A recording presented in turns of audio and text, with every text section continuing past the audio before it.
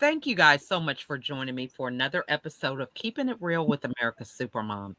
I am here with my guest, Leighton Robinson. He has actually been on my show before.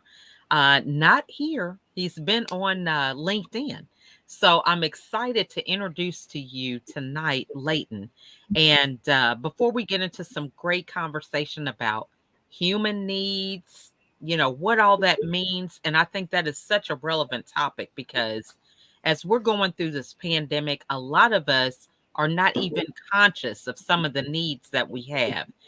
We are so out of touch with who we are. We're so busy trying to follow somebody else's blueprint, roadmap, whatever.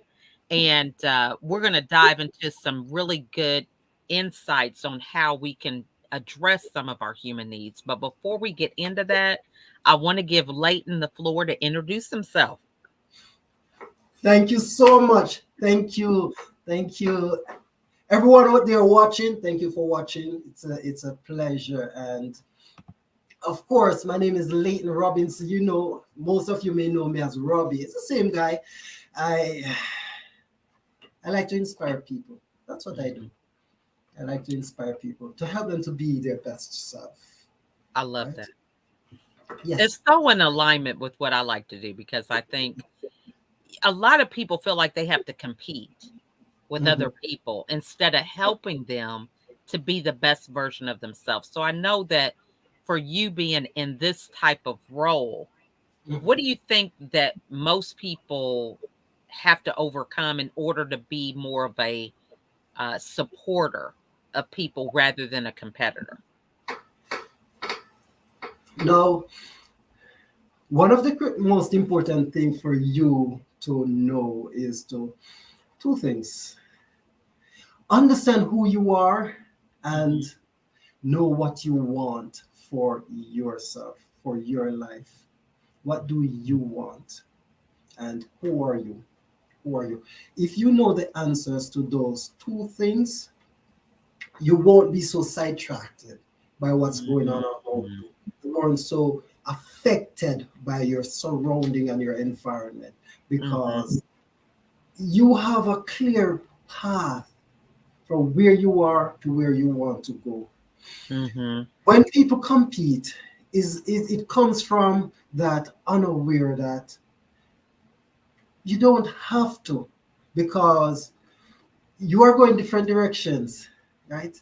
What's for them is for them. What's for you, for you. You just need to figure out what is it that you want, and then how are you going to get it. And another thing you find out along the way is that you will get it sooner, quicker, easier if you team up. Yeah. Have you ever heard the saying that says you can go fast by yourself, but you can go far when you team up. So it's better to team up than to compete. And of course, know who you are and what you want. I love that. Now, I think when we know what we want, it's still, how do you get people to admit it? So for example, you have someone who aspires to be successful in business and they want to be a six-figure earner, for example, but they've never made six figures. So what do they need to do? They know what they want, but how do they get to the point to where they can really kind of own it, maybe even tell people? Because I think, we kind of get in our head about this. Yes. No, everyone, there's two versions to us, the reality and the imaginary version of ourselves. Now, knowing what you want is very deep. Telling yourself that you want six figure is very vague and it's hard to attain that way. But if you break it down to say, I'm going to serve people, I'm going to serve 6 million people. And if I make $1 from each, I can make my 6 million. But if it's just an arbitrary number you pick out of a hat, it's gonna hard to attain. Very hard. Do you follow that? Yes. With me? Yes. Now, knowing what you want will have purpose and meaning and behind it. And with that, you have a roadmap that's going to get you there. It is good to think big, but there's something I've learned recently is this: you have to involve reality in your imagination. You Mm-hmm. cannot achieve your big dreams without reality, right? Mm-hmm. And what do I mean? How does reality play a part in achieving goals? Now, selling. You won't make money until you learn how to sell, to knock on doors, to convince people, to persuade, to inspire, to impact people in order to sell to them. If you think people are just going to throw their money at you, get out of that dream, right? How Mm-hmm. are you going to make that money realistically? You follow? Mm-hmm. To sell, you have to look at the elements, where you are, the industry you are in, all of those things. You have to take those things into consideration. And how are you going to use those as tools to achieve your dreams?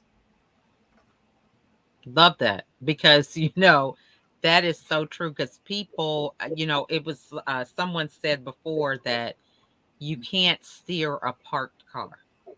So Right. when I use that analogy, what happens is people dream big, but they don't really have a actionable process for how they're going to do it. So like if you say Yes. six figures, okay, how many clients is that? What is Yes. the price point? As you Yes. really dive into that, it becomes easy for you to begin to understand that you can do it. And you'll have data to go off of. If you like talking about 1,000 clients and you haven't had one, you Yes. don't really have any data that you're working with. It's still hypothetical. It is. It is. And customer acquisition, you have to take that into consideration. And remember, there's a word that they put out there often, branding, which means if you think you're going to have a product and come and show it to people and they're going to buy it right away, it doesn't really work like that. You have to keep Mhm, selling, demonstrating. You have to do that, and over time you will see that gradual increase, right? mhm, But it doesn't happen overnight. It doesn't. I've mhm. tried it. Just in case you're wondering, I tried it. Yeah. It doesn't happen. Well, and it's just like what you said, it's a process or a journey. We've heard so many times that you can't just introduce yourself one time and think you're going to get a sale. It's a Mm, product of time, maybe 7 to 10 times that people see you, that they yes, begin to say, "Oh yeah, that is him who does X." And it then yes. becomes possible that you And can convert someone. yes, until you slowly climb to where you want to get to. So It will. knowing how we can understand people's needs, what are some things as business owners that we might want to begin to be more mindful of when it comes to taking that information in order to build ourselves up for success or help with our branding? Beautiful. Now, I'm gonna go down a road and come back if you don't Okay. mind. Yeah, that's good. I'm And taking I'm notes. gonna, I got my pen here. yes, all right. One of the things I've tried numerous a number of times to do things like write business plans and planning and have this grand idea that I'm going to introduce to the market. And in 1 year, I'm going to make this amount of money. 2 years, 3 years, I'm going to break even and I'm going to be rich. Mhm. Right? But when I hit the market, it's a totally different thing. Mhm. Totally different thing. The market says something different. Mhm. Different. And what I've realized is this: when you have when you're thinking about starting business, do not start it from inside of a room, inside of an office, around a desk, around a computer. It doesn't no. You start it out there. Go to where your customer is. Go there and interact with them. They will write your business plan for you by telling you, yes, I want this. No, I don't want it. I will pay you $10 for it. Actually, I would. I would only use it if it's free. And that is how you determine if you actually have a business, not from around a computer. I've tried it just in case you're wondering. It doesn't I, really work. I It love that. I doesn't. mean, Yeah. that's so true. But go ahead. Were you still finishing? Yeah. But what I found, my most success in my business came from areas where I wasn't even thinking of. Hmm. It just happened, right? No business plan, nothing. I just go out there and do something. And I'm like, whoa, people like this. People are interested in this. People. And I'm like, okay, she focused to this thing now, right? All this grand idea, push it aside a little. Focus on this. This is what people want. Yeah, Hmm. I've seen I that love that. multiple. Hmm. Yeah. Yeah.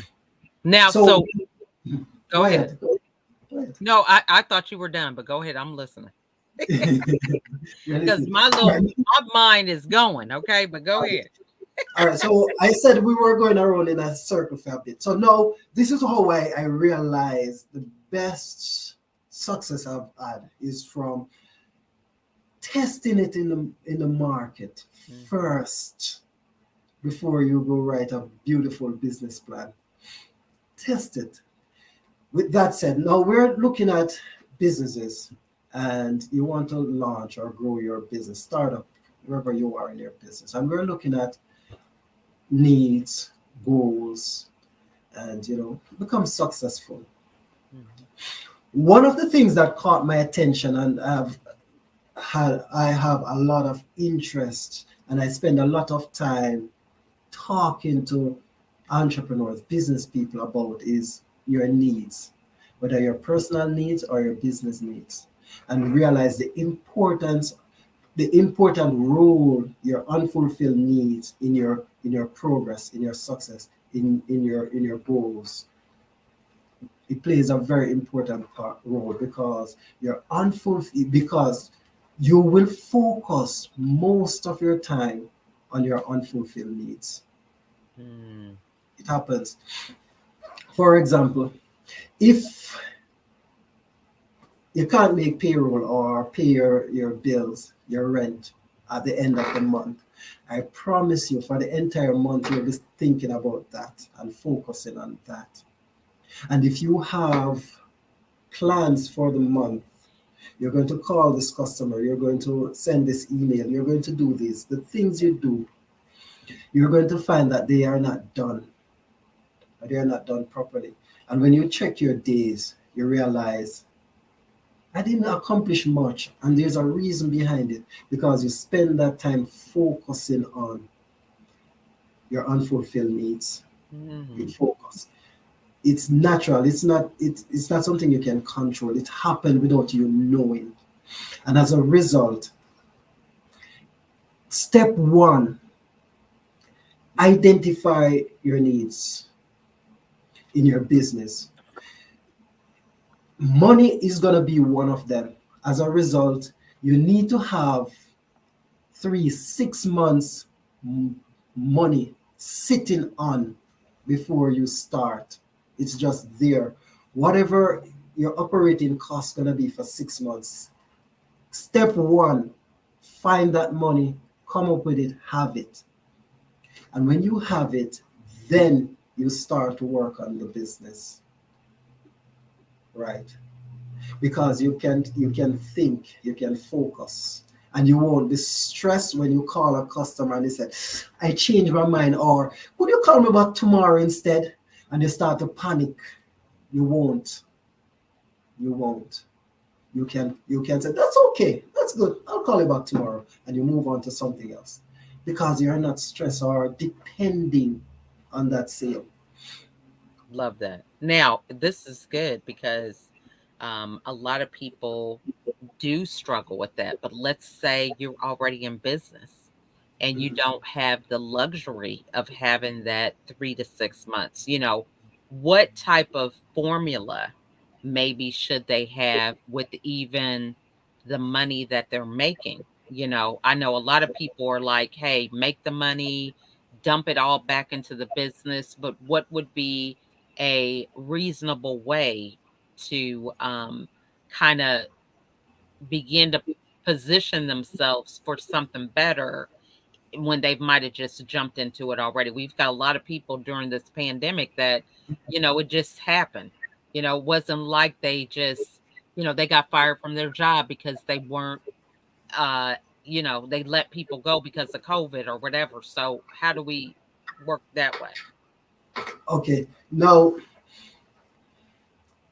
for each person, they're gonna have to look at their cash flow. Is Mm-hmm. money coming? Yes or no? Right? Mm-hmm. Next thing is, again, what kind of opportunities or uh, exist or available to you? What can you turn to?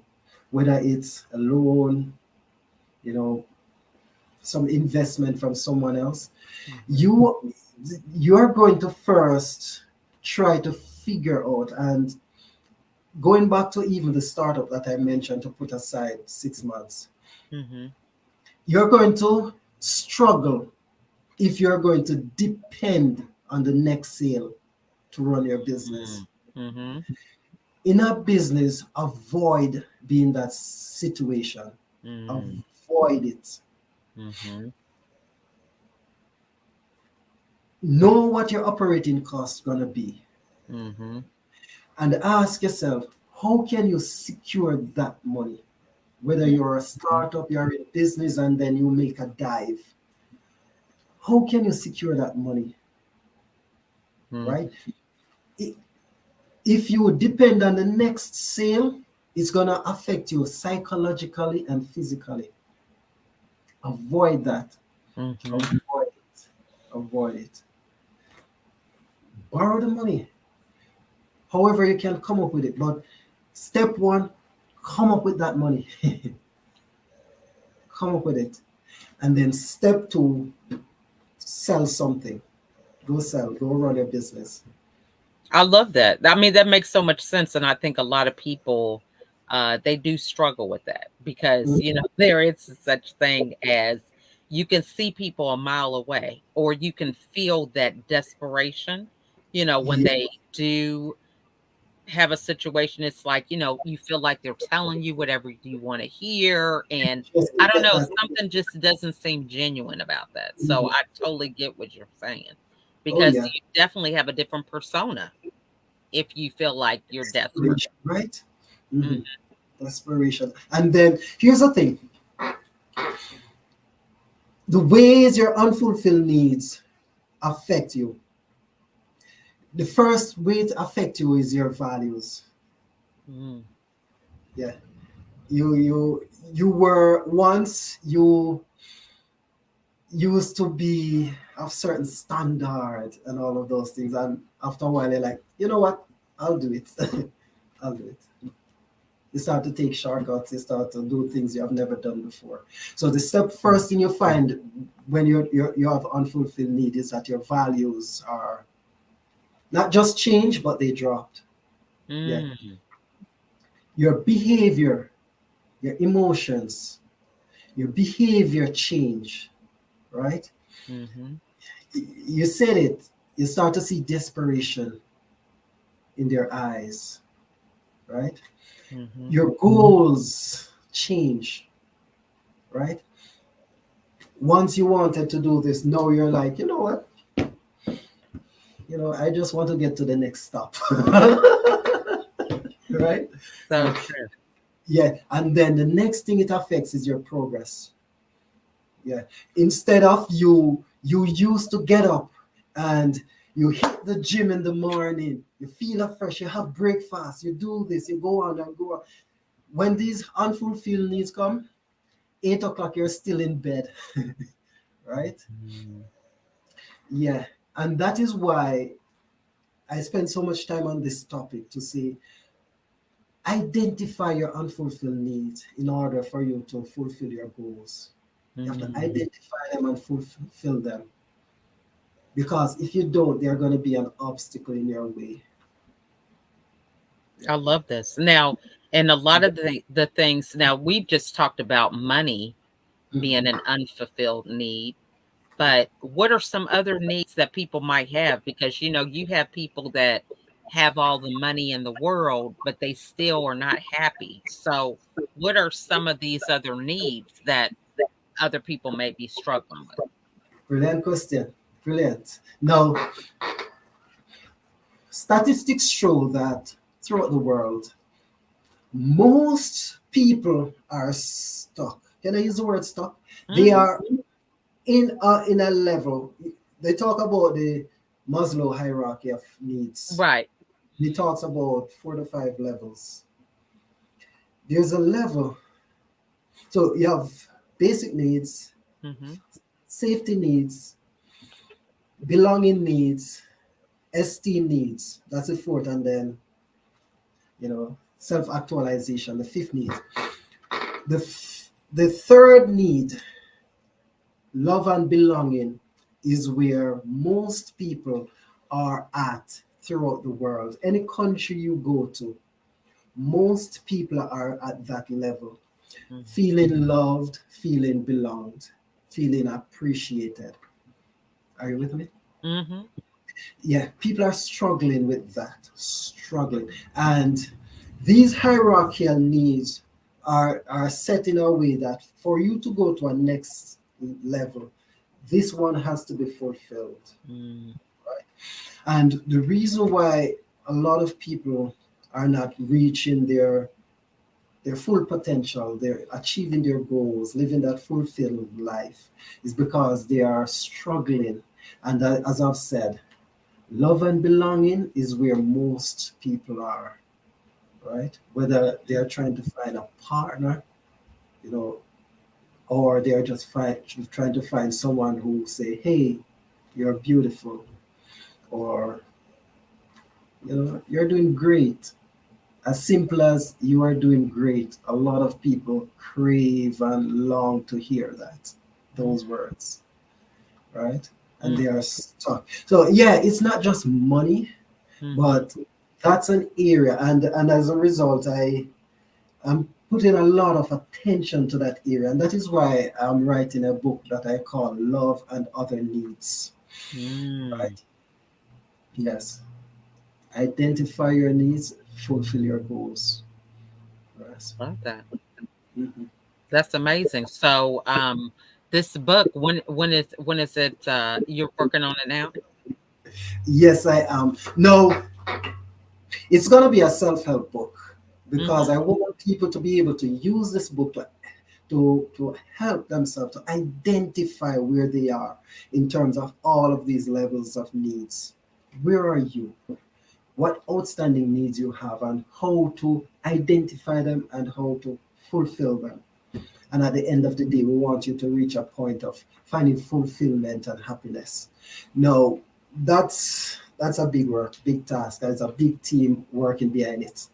Mhm. As a result, in the short term, I'm working on a workbook, just a work manual for a self-help, simple, small book, about 30 pages, for people to use to, as I've said, whatever the book is going to be, it's going to be compressed into a small version for you to use to understand yourself, to identify where you are at, and how to take yourself to the next level. It has quiz in it. It's going to have quiz, you know, workbook, questions for Love you to that. answer about yourself. It is, and it should come out later this year. That's amazing. Something, yes, Now, one of the things that comes up for me is how we can self-diagnose ourselves, but we kind of don't have the courage to kind of be truthful. I know for myself, I was raised as a high achiever. So when I was going through my depression and dealing with my own journey of hospitalizations, it was hard for me to take ownership of the fact that, I'm blaming everybody else, but I was the problem, right? Because I right, was the common denominator in that situation.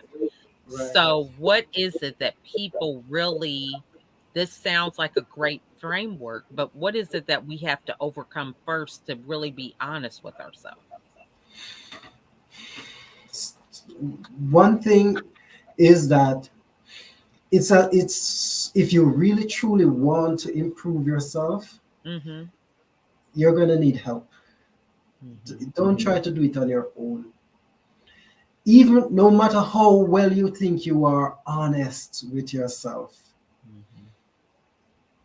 don't do it on yourself. Here's Einstein, a scientist from the past. He Mhm. said, the same brain that creates the problem won't be able to solve it. I don't know if you have heard it before. Yes. Yeah. Mhm. Mhm. Which means if you got yourself in this situation, you won't be able to take yourself out of it. Mhm. It's the way we work, the brain works. As a Mhm. result, step one, get help. Mm. Get get help. Do it for yourself. If you say, I want to help myself, take up that phone. Mm. Yes, That's good. yes. Yeah, you need help. And not only that, because they have a thing they talk about, which is blind spot. The things that you Mhm. can't see, right? You only can see what's in front of you. They have Mm. a saying that says, a spectator at a sports game, a spectator is the best player on that team, right? Mhm. Yes. And they say that because when you're outside of the game, you can see the game so well. But the player Mm. that is right next to the ball cannot see it. And that is why spectators are like, you know what? I'm better than that player. And he's right because he can see the game. He can see. And that is in your our real our life too. That person standing there can see the things that you won't be able to see because of your blind spots. Mhm. Yeah. I Get the love help. that. I've never heard the whole thing about the spectator being the best player of the game. That Yeah, is and good because they do have a different perspective. yes. I've always been like, how can the spectator tell you about the experience when you're in the game and they're on the sidelines? So, we could have it both ways, but I love the whole thing about the view that they have as a spectator. They can see all parts of the game, whereas Treat. you're only focused on if you're running bases right now. That's all Mhm. you're focusing on. But they're Yeah. seeing outfield, infield, or whatever. I mean, if we're talking about baseball or something. Yes, of course. Yeah. Mhm. And it applies to just about any sport, even outside of sport to our own life. It Mhm. applies to it to say, and that is why I'm saying get the help. Get Mhm. the help. Get it. You owe it to yourself So if true. you really want to improve. Yeah. Well, this has been a great conversation. So, speaking of help, how can everybody connect with you? Sure. Thank you for asking. And of course, I'm here for you. I'm here and we work together however we can, right? I have a company, Lenibor Academy. Lenibor Academy, we do motivational. We're a motivational speaking company. We do a lot of inspirational programs from interviews. I've interviews people to share their story. It's the hero's journey. You know, Mhm. stories of the little man who has overcome all odds to achieve their goals. Right? Love that. That's a nice program where we have, and we do a lot of programs as well. I do coaching as well. Mhm. Lenibor Academy, you can find me on YouTube or my website, any social media. We're there. Or you can email me at academy@lenibor.com, or easier said than done. My phone number 604-376-4353. I'm in BC, Vancouver, BC. 604-376-4353. I'm here for you. Let's work together. I love that. Well, I Yes, mean, you have given us some great insights and so yes, many takeaways. I'm over here taking some notes because, yes. a lot of these concepts are simple, but maybe not easy, right? I mean, if we just really sit down and think about it, it can be some common sense uh, framework, but, we sometimes just skip over the things that seem too easy. We thrive on the complicated. I don't know why that is. But share any final thoughts that you would like to leave with everybody today. Now, our end goal is to reach self actualization. Everything we do in life is to get us to fulfillment and happiness. Everything, even when we get up out of the bed, is Mhm. for that. Find that fulfillment and happiness. Now, to get there are two things that I always encourage people to do. Understand who you are. Who are you? How are you different from the other person? Because here's the thing, you can only get there by being who you are.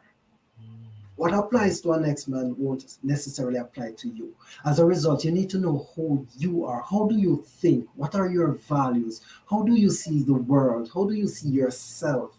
What excites you? What turns you on? You need to know these things about yourself so that if you know that, give me something, you don't like music, you Mhm. don't like music. Mhm. Don't go to concerts to say, let me see if I can change that about me, if I can get to become liking. No, know who you are. Mm. Know who are you. And then the next step is thing is, what is it that you want for Mhm. your life, for you, not for the world. Not everybody wants to work, make the world a better place, but what do you want for you? Mhm. Do you want to drive a nice car? Do you want to have a pool in the back of your yard? Mhm. What is it that you want? And when you know the answers to those two things, you will find yourself move towards it. And when you achieve it, you will find fulfillment. Because here's the thing, a lot of things we do in life, we try things, we do something, and at the end of it, we said, "How was it? I didn't really feel it. I Mhm. never liked that." That's right. Why? Because you have to identify who you are and what you want. Because if you Mm. go experimenting and trying and going around there, and if you find yourself doing that, it means you haven't figured out who you are and what you want. Mm. Mhm. Yeah. Know those two things and focus on them. Follow them, let them lead you. And when you've achieved them, you will find yourself feeling it fulfilled. And when Love you do, that. you will find happiness. Yes. That is awesome. I mean, and that was a great, great illustration. I mean, so true. So many of us are in a lot of these spaces, and you've been doing things for years, and now you have a place where you can reflect and think. With this pandemic, for example, that what you were doing may not serve you anymore, and so Mhm. now you are moving on to other things and really kind of having that clarity. I mean, that is phenomenal. So I thank you so much, Leighton, for being here today, and looking forward to collaborating with you again. This is your second time with Yes. us having a conversation. So I'm so excited that we were able to do it again. And I hope everybody was taking notes, because these concepts about being fulfilled, a lot of people are walking around behind the mask of looking like we're fulfilled when we're really not. So I'm glad that you shed some light on the topic, because I think this has a lot of value for a lot of people, and can really be a aha for people who have been searching for that fulfillment and not really understanding why they haven't achieved it, or understanding how to get it. So thank you so much for being here tonight. My pleasure. My pleasure. Thank you so much for everyone for watching, and thank you for doing what you're doing. It's very good. You're making a difference in this world, and I appreciate you for it. Keep doing it. Keep going. You're doing great. Thank you so much. And I'm so glad that, again, like, you were here today. And if any of you guys have any questions over some of the concepts that Leighton has shared, I know it can sometimes be kind of a culture shock when we hear some things and it's like, man, this really kind of interrupted my mindset of how I was thinking about things, but it's for the best, right? Sometimes we need to shake things up, make a transition in order for us to continue to grow to be a different version of ourselves, a better version. So if you have any questions, please put them in the comments. Reach out to Leighton, follow him on his social media profiles, because as he said, that is what he does. He is the coach that helps you with your own hero journey. So, again, we want to thank you guys all for watching this evening, and we look forward to seeing you all on the next episode. Bye for now. Thank you.